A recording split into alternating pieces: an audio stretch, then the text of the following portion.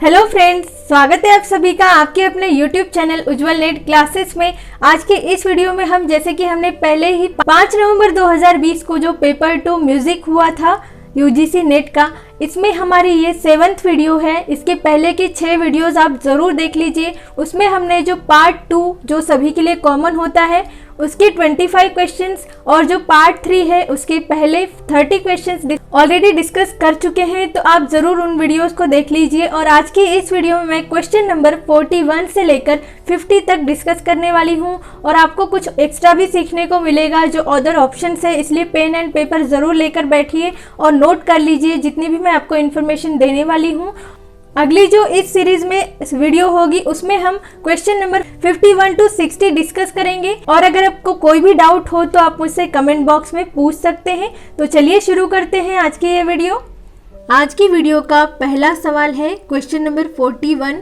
वीणा पर स्वर स्थान निर्देश के समय अहोबल ने कितने शुद्ध और विकृत स्वरों का उल्लेख किया है?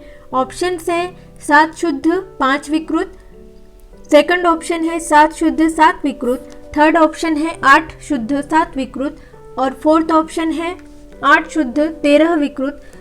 जब तक मैं ऑप्शंस बता रही हूँ फ्रेंड्स, तब तक आप क्वेश्चन लगाइए, मतलब चेक कीजिए कि आपको आंसर देने आ रहा है क्या, और लास्ट में आप देखिए कि आपके कितने क्वेश्चन सही हो पा रहे हैं। इससे आपको पता चलेगा कि आपकी कितनी तैयारी है। तो चलिए इसका आंसर देख लेते हैं। इसका सही उत्तर है ऑप्शन नंबर 1, 7 शुद्ध 5 विकृत। इस तरह से तो इसमें हमें एक नया क्या सीखने को मिल सकता है, ये देखिए। अहोबल जी का जो ग्रंथ है मैं ये आपको बता देती हूँ, संगीत पारिजात, तो आपने नोट कर लेना है। संगीत पारिजात ये इनका ग्रंथ है। तो इस तरह से सवाल आ सकता है फ्रेंड्स कि कभी पूछा जा सकता है कि संगीत पारिजात ये ग्रंथ किसका है, और आपको ग्रंथकारों के नाम मिलेंगे ऑप्शंस में। या फिर इस तरह से भी सवाल आ सकता है कि अहोबल का इसमें से कौन सा ग्रंथ है, ये आपको पहचानने के लिए बाकी और ग्रंथों के नाम दिए जा सकते हैं। इस तरह से आपने ये सोचना है कि कोई भी अगर आपको क्वेश्चन दिखता है तो उसमें से और कैसे सवाल बन सकते हैं, इस तरह से आपका माइंडसेट अभी होना चाहिए। तो चलिए अगला सवाल देखते हैं। क्वेश्चन नंबर 42 है, निम्नलिखित में से विदारी की श्रेणी में आने वाली रचनाओं को इंगित करें। आपके ऑप्शन है उदग्रह, ध्रुव, मेलापक और अंतरा। तो इसमें से आपने सिलेक्ट करना है कि कौन सा सही है। ए बी सही है या फिर सी डी या फिर ए बी सी या फिर ए बी सी डी। तो इसमें से इसका सही उत्तर है फ्रेंड्स ऑप्शन नंबर 4, यानी कि ए बी सी डी। ये चारों भी विदारी की श्रेणी में आने वाले नाम हैं। तो विदारी के बारे में मैं आपको थोड़ा सा और विस्तार से बता देती हूँ, तो आप नोट कर लीजिए ये सारी इन्फॉर्मेशन विदारी के बारे में। कि विदारी की पहले मैं आपको परिभाषा बता देती हूँ। गीत और आलापों में जो छोटे छोटे भाग होते हैं उसे ही विदारी कहा जाता है। और विदारी मतलब ही अंतिम स्वर, जिसे हम न्यास या फिर अपन्यास भी कहते हैं। और इसके यहाँ पर तो 4 भाग दिए गए हैं, पर इसके 5 भाग होते हैं। 5वां जो भाग है मैं वो आपको बता देती हूँ, उसका नाम है आभोग। तो देखिए ये इसका 5वां भाग है विदारी का, तो ये नोट कर लीजिए। और ये निबद्ध गान की श्रेणी में आता है। ये सारी इन्फॉर्मेशन आपको होनी चाहिए फ्रेंड्स। तो देखिए इस तरह से आपने नोट कर लेना है ये सारी चीज़ें। तो चलिए अब आगे अगला सवाल देखते हैं।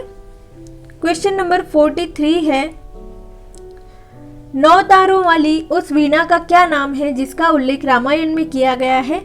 ऑप्शन है 1 है स्वरतंत्रिका, 2 है विपंची, 3 है नवतंत्री, 4 है चित्रा। तो इसका सही उत्तर है फ्रेंड्स यहाँ पर ऑप्शन नंबर 2 विपंची वीणा। तो इसके बारे में थोड़ी सी इन्फॉर्मेशन बता देती हूँ मैं आपको। तो मैं इसमें तार कितने हैं वो बता देती हूँ। 9 तार होते हैं। कुछ और भी वीणाओं के नाम बता दूंगी मैं आपको। एक तंत्री जो वीणा है जिसे घोषा वीणा भी कहा जाता है, इसमें एक ही तार होती है और ये नाम से भी बहुत ही मैच करता है, इसलिए आपको याद रखने में उतनी मुश्किल नहीं होगी। और त्रितंत्री मतलब 3 तारें होती है इसमें, तो ये भी जैसे नाम है त्रितंत्री तो 3 इसमें तारें होती है, ये आप आसानी से याद रख सकते हैं।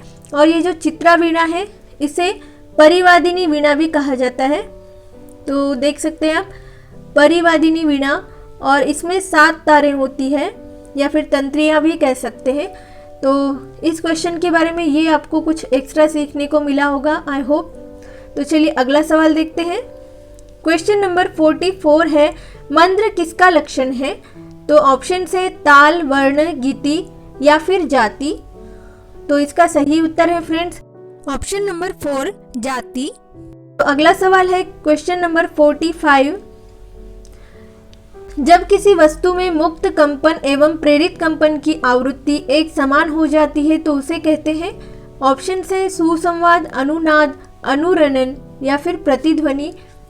तो फ्रेंड्स इसका सही उत्तर है ऑप्शन नंबर 2 अनुनाद, यानी कि रेजोनेंस जो होता है वो इसका सही उत्तर है।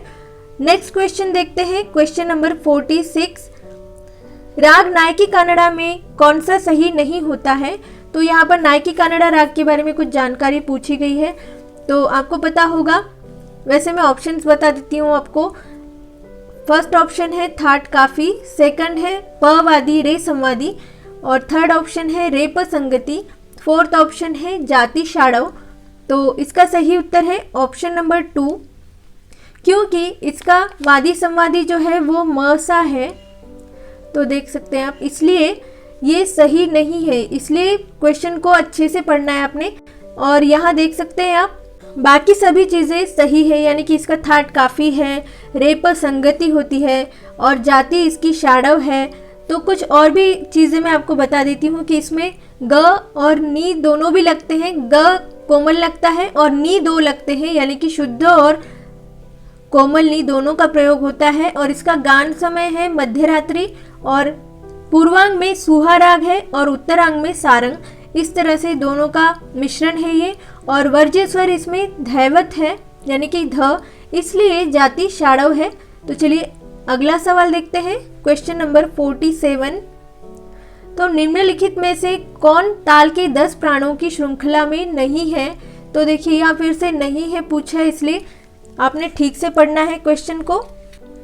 तो फ्रेंड्स ये हमारे क्विक रिवीजन सीरीज में से आया हुआ सवाल है। मैंने आपको ताल के 10 प्राण बताए थे एक वीडियो में, जो दिसंबर 2019 की वीडियो थी। फर्स्ट वीडियो जो थी उसमें क्वेश्चन नंबर 7 था, उसमें मैंने आपको ताल के 10 प्राण बताए थे।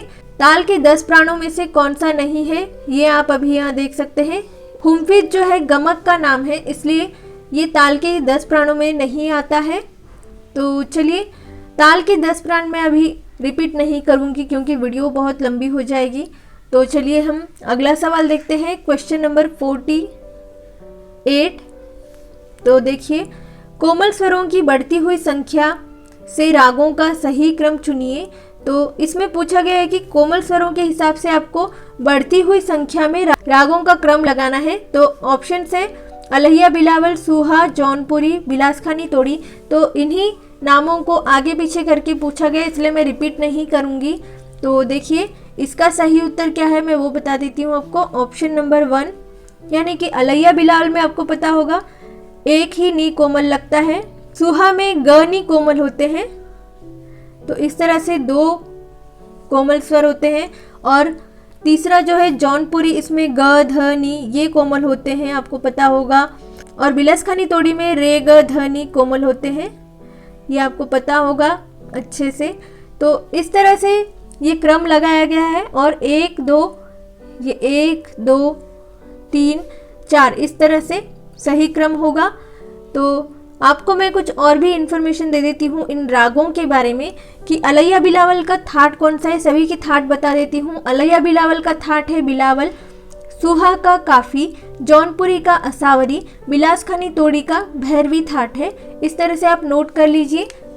क्वेश्चन नंबर 49 है, अवनद्ध, सुशीर और तत्व के अनुसार कलाकारों का सही क्रम चुने। तो यहाँ पर आपको नाम दिए गए हैं मोहम्मद धौलपुरी, किशन महाराज, अब्दुल हलीम या फिर जाफ़र।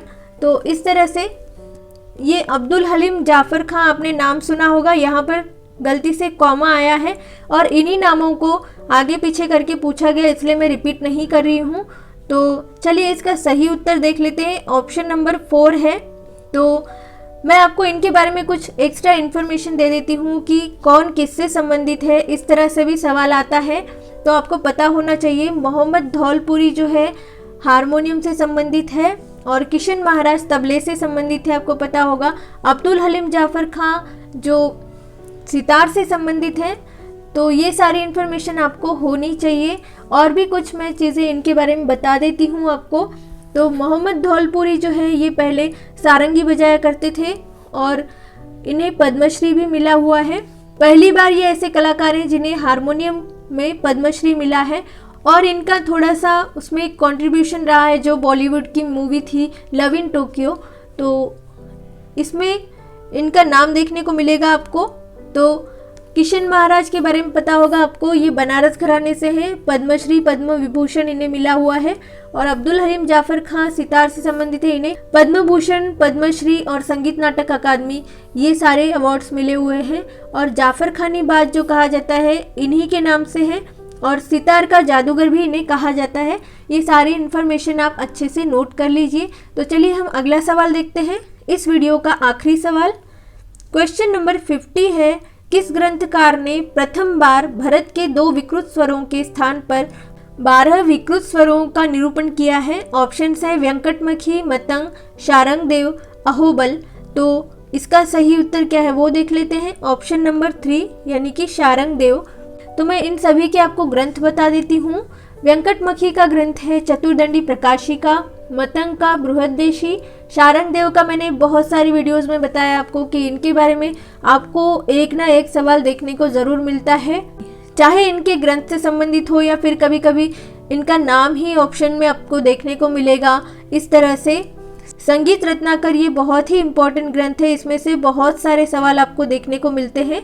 तो अहोबल का अभी मैंने फर्स्ट जो क्वेश्चन था उसमें ही बताया था आपको, संगीत पारिजात ये इनका ग्रंथ है। तो नाट्य शास्त्र और संगीत रत्नाकर, इससे आपको बहुत सारे सवाल देखने को मिलेंगे। हर क्वेश्चन पेपर में 1 से 2 सवाल तो होते ही हैं। तो फ्रेंड्स यही आज की वीडियो का आखिरी सवाल था। अगर वीडियो पसंद आई हो तो ज़रूर लाइक कर दीजिए, चैनल पर न्यू है तो सब्सक्राइब कर लीजिए। और इस वीडियो के लिए इतना ही। Thanks for watching.